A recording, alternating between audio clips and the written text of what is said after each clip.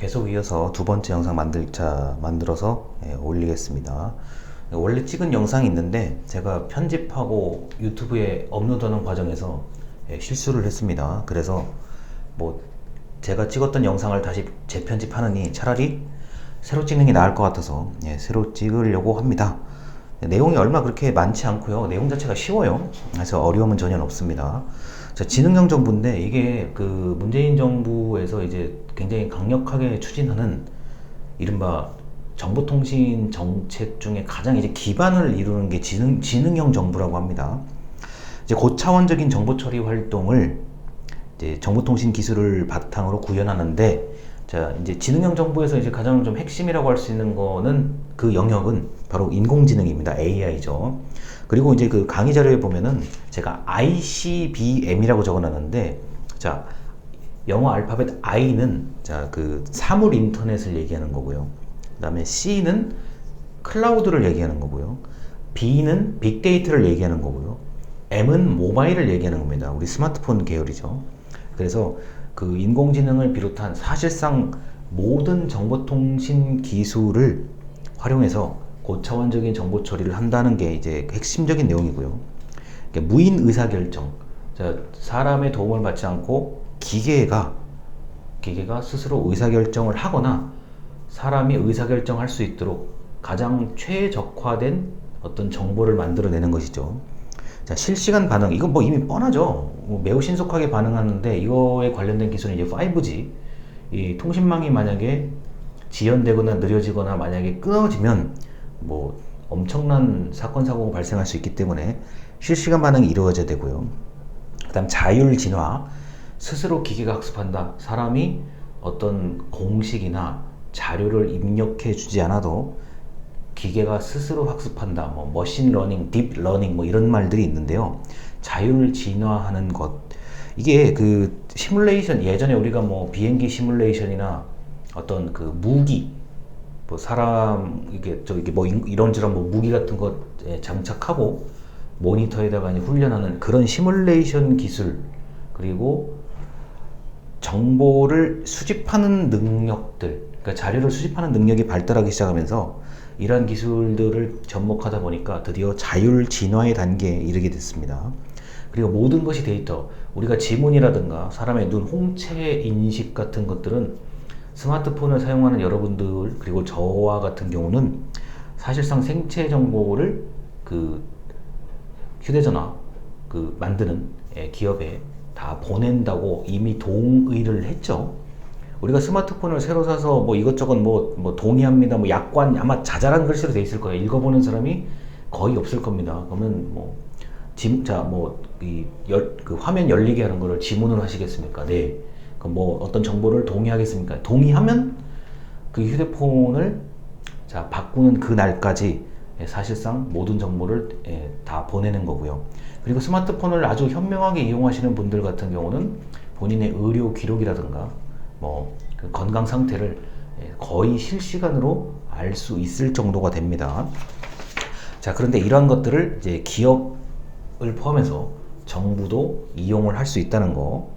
자, 머신러닝에 관련된 얘기는 이제 인공지능에 관련된 얘기하고 이제 일맥상통하는데, 인공지능을 구현하는 구체적 방식을 머신러닝이라고 하고, 의사결정 기준을 제시하는데 도움이 되는 형태로 발전한다. 우리가 뭐 사람이라는 게 혼자서 이것저것 정보를 다 모아가지고 뭐 판단, 분석하기가 쉽지가 않기 때문에 의사결정에 최적화될 수 있는 수준으로 뭐 옵션이라 그러죠. 뭐 A, B, C 중에 어떤 걸 고르시겠습니까? 나름대로 다 분석을 해서 가져다 주는 거죠. 자, 그래서 딥러닝은 깊이 있는 교육이죠. 그러니까 머신러닝을 실현하는 기술로 알파고가 대표적이라고 하는데, 알파고뿐만 아니라 이미 뭐 세계에서 웬만큼 정보통신 기술을 다 활용하고 있는 국가들은 이런 기술들을 제가 강의하는 이 시간에도 열심히 구현하고 있습니다. 자, 기존의 프로그래밍은 규칙과 데이터를 입력하면 해답을 도출한다는데, 규칙과 데이터요. 자, 우리가 엑셀을 생각하면 됩니다. 1 더하기 1은 2잖아요.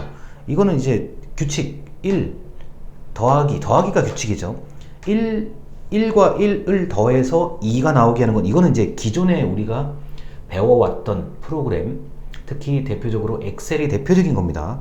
자, 그런데 머신러닝은 데이터하고 회답. 자, 1과 1, 2를 입력하면 이게 왜 이렇게 계산이 되는지를 규칙을 찾아내는 굉장히 훌륭한 기술을 가지고 있죠.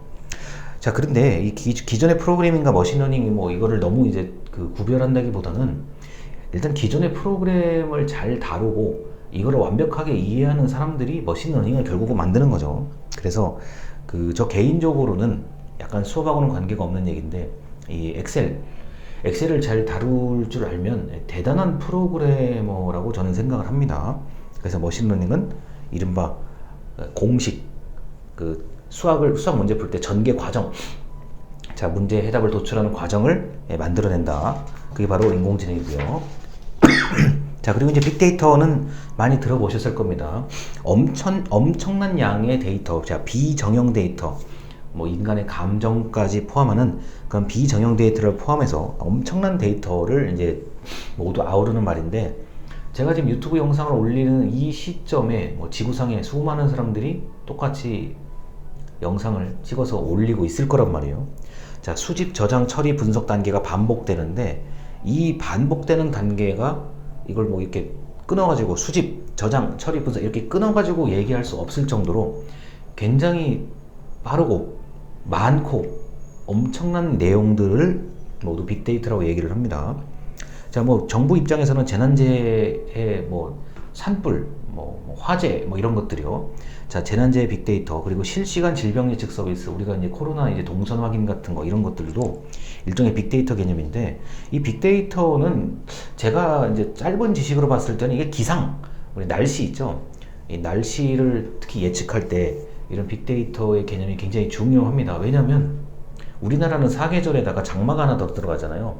그러니까 사실상 5계절의 나라에다가 국토의 면적은 작지만 삼면이 바다로 둘러싸여 있고, 우리가 뭐 옛날 그 사회 시간 같은 데 보면은 태백산맥이 있고, 태백산맥을 바람이 넘어오면서 자, 뭐 여러 가지 기상현상들이 있고요. 그리고 여름에 비가 엄청나게 많이 내리고, 상대적으로 다른 계절에는 비가 안 오기 때문에 그 강수량의 차이가 좀 많이 나는 편이고요. 그 다음에 뭐 태풍이 또 한두 번씩 우리 사람들을 좀 애먹일 때가 있죠. 자, 그러다 보니까 수많은 기상 측정 도구를 통해서, 자, 기상청에 그런 자료를 제공을 하면 슈퍼컴퓨터 등을 통해서 이걸 예측을 하기 시작하죠. 자, 우리가 기상청에 왜 슈퍼컴퓨터를 동원하겠습니까? 그만큼 실시간으로 뭐 바람이건 뭐건 뭐 습도 이런 것까지 전부 다 데이터를 조합해서 만들어야 되기 때문에. 그리고 요새는 어떻게 됩니까? 여러분 날씨를 자세히 보시면 지역별 날씨를 제공하려고 하죠. 각 시간마다 지역별 날씨를 제공을 하려고 하기 때문에 더더군다나 슈퍼컴퓨터가 바쁠 수밖에 없어요. 예전에는 그냥 전국 단위에서 중부지방, 남부지방 뭐 이런 식으로 얘기를 했는데, 어느 순간부터는 자, 스마트폰으로 지역 단위의 실시간 예보를 하려고 하죠. 그러다 보니까 슈퍼컴퓨터가 바쁠 뿐더러 수치 예측 모델이라고 얘기를 합니다. 그 수치 예측 모델은 누가 해요? 사람이 이제 웬만큼 좀 만들어 놓고, 또 빅데이터의 어떤 기술, 그리고 아까 얘기했던 머신러닝 스스로 공식을 이제 만들어내는 단계가 되는 거죠. 아, 이럴 때 뭐 예를 들어서 뭐 10월 15일 날 뭐 대한민국의 날씨는 뭐 이렇고 이래 왔었고, 현재 상황을 봤을 때 이렇게 모델을 이제 잡아주는 거죠. 자, 모델을 잡아준다고 이제 해서 그게 뭐 또 딱 맞는 건 아니니까요. 그래서 빅데이터가 이게 기상학, 특히 여기 통계에 관심을 두고 있는 분이 있는지 모르겠는데, 이게 예측을 하는 사람이 아마도 자, 10월달 중순의 날씨는 이럴 것이니 나름대로의 공식을 본인의 경험에 따라서 어느 정도는 짜맞추고 거기에 맞게끔 자, 한번 예보 모델을 구성을 해보는 거죠. 그래서 수치를 동원해서 그 날씨를 예보하는 사람의 전문성은 매우 높습니다. 어떤 분들이 이렇게 얘기를 하더라고요. 뭐 날씨가 그렇게 중요하냐 그러는데, 날씨가 제일 중요하죠, 사실. 그럼 날씨가 만약에 뭐 맑으냐 아니면 흐리냐에 따라서 뭐 모든 그 인간의 행동이 다 제약을 받고, 특히나 비행기 타실 분들, 배를 타실 분들, 이럴 분들은 뭐 날씨 안 좋으면 그냥 완전히 망가지는 거니까요. 자, 그래서 이런 빅데이터는 사실 엄청나게 많이 쓰이고 있었다라는 거. 자, 그리고 일반인이 가장 흔하게 접근할 수 있는 거, 뭐 구글 트렌드, 네이버 트렌드, 그리고 실시간 검색어 같은 경우도 사실 빅데이터 기반이라고 봐도 틀린 얘기는 아니에요. 뭐 똑같은 단어를 똑같은 시간에 한 1000명, 2000명이 동시에 입력하면 갑자기 실시간 검색어가 올라간단 말이에요.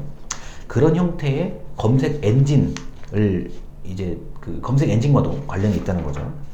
자, 그리고 이제 블록체인인데, 블록체인은 사실 저도 아직 잘 모르겠어요. 그런데 분산형 원장이라고 얘기하죠. 모든 참여자에게, 모든 그 블록체인에 연결된 사람들에게 똑같은 그 기록을 저장한다. 그러니까 한 사람이 기록을 저장하는 게 아니라 모든 사람이 똑같은 내용을 가지고 있기 때문에 어떤 한 사람이 약간 바꾸면 그 약간 바꾼 걸 전부 다 공유하게 된다는 거죠. 그래서 해킹을 하기가 매우 어렵다라고 얘기를 합니다. 자, 분산성. 지금 여기 혹시 이 영상을 보시는 분들 중에 가상화폐 비트코인에 투자하시는 분이 있을지 모르는데, 세계 어디서나 분산형, 우리나라 사람 누구나 분산형으로 다 퍼져 있는 거고요, 정보가. 자, 확장성, 얼마든지 늘려갈 수 있다는 거. 그 다음에 방금 말씀드린 무결성, 자, 무결점, 자, 보안성을 얘기하는 거죠. 자, 그래서 증거를 관리한다, 뭐 디지털 포렌식, 증거를 관리할 때, 그리고 복지급여. 여러분, 우리 복지급여 이렇게 통장에 이렇게 돈 들어가는 게 워낙 많기 때문에 이런 경우에 어떤 기술은 굉장히 보안도 필요하고 절대로 금액이 틀리면 안 되죠. 그리고 신원증명, 요새 코로나 그 예방접종을 받으신 분들 신원증명 할 수 있는 그 시스템은 제가 알기로는 블록체인 기반 기술입니다. 그래서 함부로 복제를 못하고 이렇게 내가 만약에 복제를 하거나 누군가에게 좀 부정하게 이걸 이전 준다고 하면은 모든 사람들의 데이터가 다 바뀌기 때문에 그렇게 할 수 없다는 거고, 그리고 암호화 기술과 더불어 계속 기술 발달이 일어나고 있습니다. 그래서 이 가상화폐, 블록체인, 비트코인 전부 다 이게 다 말이 다른데 결국 기술은 블록체인이라는 기술 하나라고 보시면 되겠습니다. 자, 그런데 이걸 또 하시는 분들은 뭐 미친 듯이 하시는 거고, 또 이걸 또 규제해야 된다고 목소리를 내시는 분들도 많았습니다. 그래서 이걸 뭐라고 얘기를 못 하겠어요. 자, 이렇게 해서 블록체인, 빅데이터, 그리고 인공지능, 자, 지능형 정보까지는 말씀을 드렸고, 아마 이 다음 영상에 사물 인터넷, 그리고 5G, 확장현실, 이게 증강현실이죠. 클라우드 컴퓨팅, 디지털 트윈, 자, 로봇 업무 자동화까지 뭐 엄청난 얘기들이 많은데, 이런 분야만 있는 게 아니라 이것이 이제 다 융합되고 이미 우리 일상에 널리 쓰이고 있다는 점을 알아주셨으면 좋겠습니다. 영상 여기까지입니다. 감사합니다.